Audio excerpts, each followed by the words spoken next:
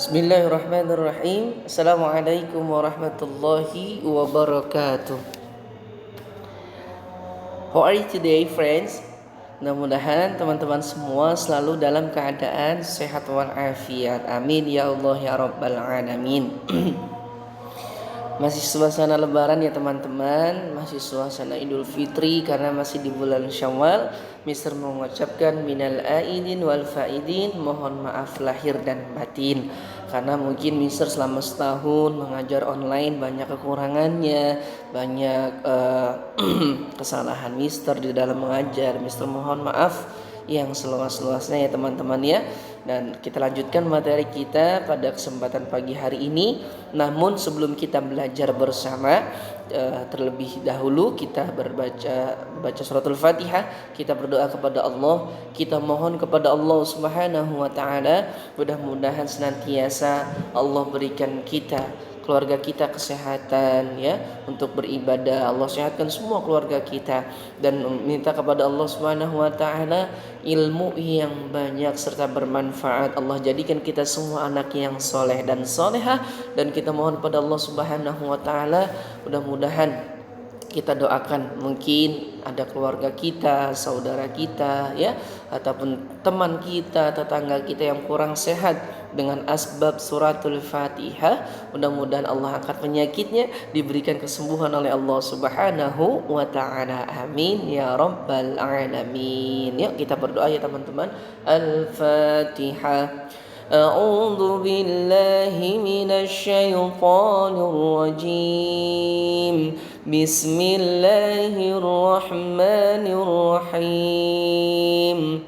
Alhamdulillahi rabbil alamin. Ar-Rahmanir Rahim. Maliki yaumiddin. إياك نعبد وإياك نستعين اهدنا الصراط المستقيم صراط الذين أنعمت عليهم غير المغضوب عليهم ولا الضالين آمين. بسم الله الرحمن الرحيم. رضيت بالله ربا وبالإسلام دينا وبمحمد نبيا ورسولا. ربي زدني علما وارزقني فهما. Ya Allah, give me knowledge and understanding. Ya Allah, tambahkanlah ilmuku dan pertinggikanlah kecerdasanku. Amin ya rabbal alamin.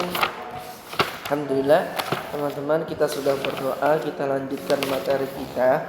Kita masih ada 3 materi, sedangkan waktu kita sudah minggu besok sudah mungkin praktek-praktek teman-teman. Makanya kita kejar materi kita selesaikan bersama-sama. Nah nanti tugas kalian pelajarannya cukup banyak, jadi nanti bersama-sama mohon kerjasamanya untuk kita selesaikan materi kita. Nah ini sekarang pelajaran ke-12 tentang kisah teladan Nabi Ayub dan Nabi Zulkifli alaihissalam. Nah langsung saja kita baca bersama teman-teman. Di situ ada kisah Nabi Ayub alaihissalam. Nah yang pertama mengetahui kisah Nabi Ayub. Kita akan belajar bersama-sama kisah Nabi Ayub. Nabi Ayub adalah keturunan Rum bin Ishak. Nah Nabi Ayub keturunan Rum bin Ishak. Nabi Ayub adalah salah satu cucu Nabi Ishak bin Ibrahim. Nabi Ayub terkenal sebagai nabi yang sabar, berbakti kepada Allah dan banyak anaknya. Nabi Ayub sangat tekun menjalankan ibadah kepada Allah. Ya, juga terkenal sebagai nabi yang kaya raya nih Nabi Ayub ya. Harta dan binatang ternaknya sangat banyak. Nah, seperti gambar di HP kamu tuh atau di buku kamu ya. Itu Nabi Ayub memiliki harta dan binatang ternak yang luar biasa banyak. Unta, kambing, domba, ada kuda ya. Luar biasa kayanya. Nah, sekarang yang B. Nabi Ayub diuji nih sama Allah. Nabi Ayub mendapat ujian yang sangat luar biasa. Di antara ujian yang diterima Nabi Ayub ada 3. 1, harta bendanya yang berlimpah habis. Yang kedua, binatang ternaknya mati semua. Dari sekian banyak binatang ternak mati semua. Yang ketiga, anak-anaknya meninggal dunia. Itu ujian yang diberikan Allah. Nah, di sini karena ujian dari Allah itu, Nabi Ayub hidup dalam keadaan miskin. Keadaan miskin tidak sedikit pun menyurutkan Nabi Ayub tetap tekun beribadah. Nah, jadi walaupun keadaan kaya rajin ibadah, miskin juga rajin ibadah. Itu yang disebut dengan istiqomah dalam beribadah kepada Allah Subhanahu wa taala. Ya, teman-teman. Nah, jadi di sini Nabi Ayub tetap ibadah, berdoa kepada Allah.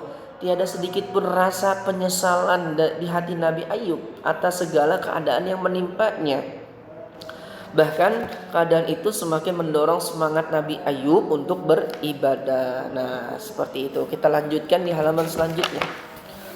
Ujian yang diberikan Allah ini kepada Nabi Ayub tidak berhenti sampai di situ, teman-teman. Juga menguji Nabi Ayub dengan menderita penyakit kulit. Nah, penyakit ini luar biasa. Seluruh kulit Nabi Ayub itu gatal, bisul, yang akhirnya mengeluarkan bau tidak sedap. Badan Nabi Ayub semuanya semakin lemah. Ya, istri yang setia mendampingi akhirnya juga meninggalkan.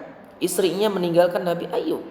Ya, karena sudah tidak kuat merawat Nabi Ayub yang sakitnya itu bukan sakit biasa, ini sakitnya luar biasa, bukan penyakit kulit biasa, tapi sakit kulitnya kayak pokoknya sampai mengeluarkan nanah yang bau, ya, seperti itu.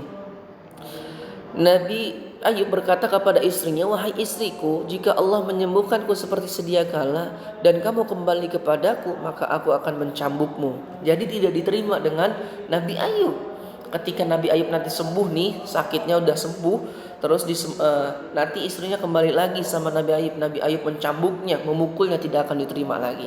Nah, walaupun mendapat ujian yang begitu berat, Nabi Ayub tetap tabah, sabar, tanpa mengeluh sedikit pun, teman-teman, ya. Jadi Nabi Ayub itu keimanannya luar biasa, tidak berkurang sedikit pun, tetap mendekatkan dirinya, tetap ibadah kepada Allah Subhanahu wa taala. Tuh, teman-teman. Ya, yang ketiga di sini Nabi Ayub digoda setan. Ya, melihat keadaan Nabi Ayub yang menderita dan keadaan miskin, setan datang menggodanya. Setan terus menggoda Nabi Ayub untuk apa? Agar tidak beribadah. Setan itu menggoda kita agar jauh dari Allah, agar kita lupa sama Allah, agar kita enggak ibadah kepada Allah, enggak sholat, itu digoda. Tetapi ketika ternaknya mati dan anak-anaknya meninggal dunia, setan berpikir itulah iman Nabi Ayub bisa dipengaruhi. Dugaan setan ternyata salah, teman-teman. Keadaan demikian itu justru membuat Nabi Ayub semakin mendekatkan dirinya kepada Allah. Lagi-lagi setan gagal. Setan gagal mempengaruhi Nabi Ayub. Ya. Pada waktu Nabi Ayub menderita penyakit kulit yang sangat menjijikan, badannya semakin lemah, setan datang lagi menggodanya. Setan merasa yakin mempengaruhi Nabi Ayub. Ternyata sia-sia usaha setan. Nah, Nabi Ayub semakin rajin beribadah, berdoa, munajat, minta kepada Allah meski di dalam keadaan yang sangat lemah, di dalam yang sangat menderita sakitnya. Namun kesabaran daripada Nabi Ayub tidak bisa dikalahkan dengan godaan setan. Masya Allah, luar biasa ya sabarnya Nabi Ayub. Nabi Ayub mendapat pertolongan. Selanjutnya nih yang bagian deh. Sakitnya Nabi Ayub semakin parah. Dalam kondisi seperti itu Nabi Ayub mengadukan nasibnya kepada Allah, berdoa, minta kepada Allah. Di situ ada doanya, wadhkur 'abdana Ayyub idnada rabbahu in anni masaniya syaitani binusbin wa 'adab. Artinya, dan ingatlah akan hamba kami Ayub ketika dia menyeru Tuhannya, sesungguhnya aku diganggu setan dengan penderitaan dan bencana. Kemudian Allah menyuruh Nabi Ayub menghentakkan kakinya ke tanah. Dari tanah itu memancar air. Nabi Ayub kemudian disuruh mandi dan minum air itu. Atas izin Allah, penyakit Nabi Ayub pun sembuh. Nabi Ayub akhirnya kembali sehat seperti sedia kala. Berdoa lagi, urqud bi rijlika hada mughtasalun baridu wa syarab. Allah berfirman, hentakkanlah kakimu, inilah air yang sejuk untuk mandi dan untuk minum. Allah kemudian memberikan anugerahnya lagi kepada Nabi Ayub. Di antara anugerah dari Allah itu adalah Nabi Ayub mempunyai putra putri yang banyak, serta harta kekayaan kembali yang banyak, dan hewan ternak yang melimpah. Hal itu terjadi karena rahmat Allah, karena rahmat Allah Subhanahu wa taala. Karena Nabi Ayub sangat sabar. wa wahabna lahu ahlahu wa mithlahum ma'ahum rahmatan minna wa dzikra liulil albab. Dan kami anugerahi dia, Nabi Ayub, dengan mengumpulkan kembali keluarganya, dan kami lipat gandakan jumlah mereka sebagai rahmat dari kami dan pelajaran bagi orang-orang yang berpikiran sehat. Ya, banyak pelajaran yang kita ambil. Sabarnya luar biasa Nabi Ayub, digoda setan, setannya nyerah. Ya, Masya Allah. Selanjutnya keadaan Nabi Ayub kembali seperti semula, teman-teman. Nabi Ayub teringat sumpahnya jika sakitnya sembuh, ya, akan memukuli istrinya. Hal itu dikarenakan istrinya telah meninggalkan Nabi Ayub ketika sakit. Akan tetapi dalam hati Nabi Ayub timbul rasa kasihan terhadap istrinya, sehingga Nabi Ayub tidak bisa memenuhi sumpahnya itu karena kasihan dengan istrinya. Kemudian Allah Subhanahu wa taala merintahkan kepada Nabi Ayub agar memenuhi sumpahnya itu. Allah kemudian menyuruh Nabi Ayub mengambil seikat rumput untuk dipukulkan seikat rumput, ya, dipukulkan kepada istrinya. Hal itu bertujuan sebagai pelajaran agar istrinya tidak berbuat durhaka lagi kepada suaminya, yaitu Nabi Ayub. Wa khudh biyadika dhikran fadrib bihi wala tahnas inna wajadnahu sabiran ni'mal abdu innahu awwab. Artinya, dan ambillah seikat rumput dengan tanganmu lalu pukullah, dengan itu janganlah engkau melanggar sumpah. Sesungguhnya kami dapati dia, Nabi Ayub, seorang yang sabar. Dialah sebaik-baiknya hamba, dia sangat taat kepada Allah. Itu teman-teman, kita lanjutkan. Selanjutnya, Allah Subhanahu wa taala telah mengembalikan keadaan Nabi Ayub seperti semula. Nabi Ayub kembali hidup tenang, bahagia bersama keluarganya. Nabi Ayub kembali menyebarkan agamanya Allah, hingga akhirnya Nabi Ayub wafat pada usia 93 tahun. Yang kedua, keteladanan Nabi Ayub, kedermawanan Nabi Ayub, dermawan, orangnya sangat dermawan. Yang kedua, yang bagian kesabaran dan ketabahan Nabi Ayub. Ya, yang ketiga, keteguhan iman Nabi Ayub, teguhnya iman luar biasa, sampai setan pun tidak bisa menggoda Nabi Ayub. Selanjutnya ada kegiatan di sini dan uji diri, tapi yang kamu kerjakan adalah bagian B nanti. Nah, bagian B, nah kita lanjutkan bagian B nanti sampai ke latihan soal pelajaran 12, teman-teman. Nah,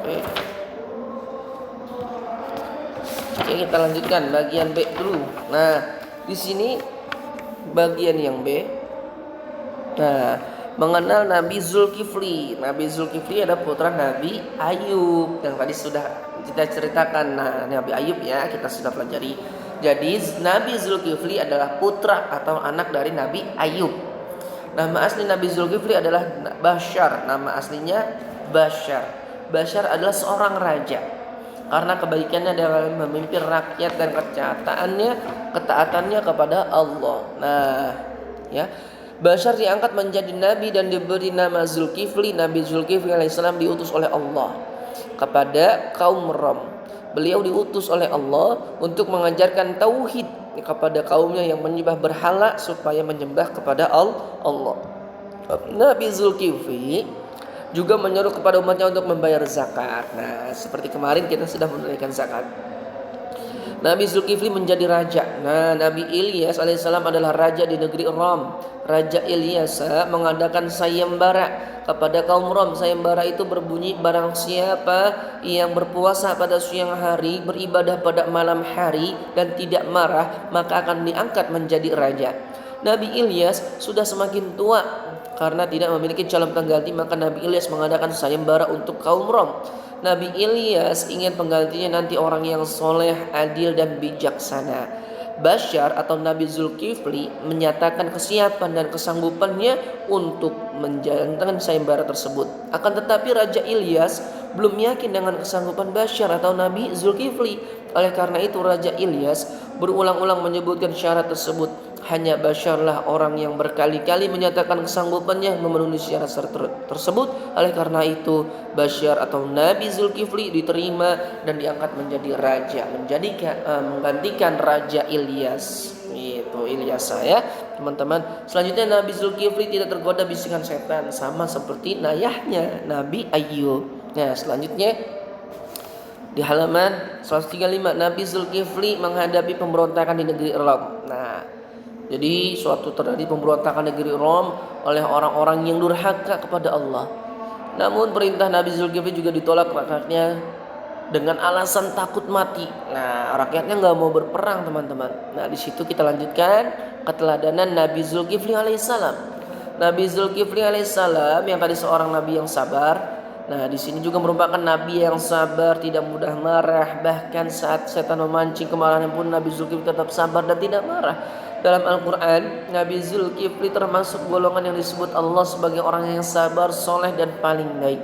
Wa Ismail wa Idris wa dzal kifli kullum minas sabirin wa dakhalnahum fi rahmatina innahum minas salihin. Ya.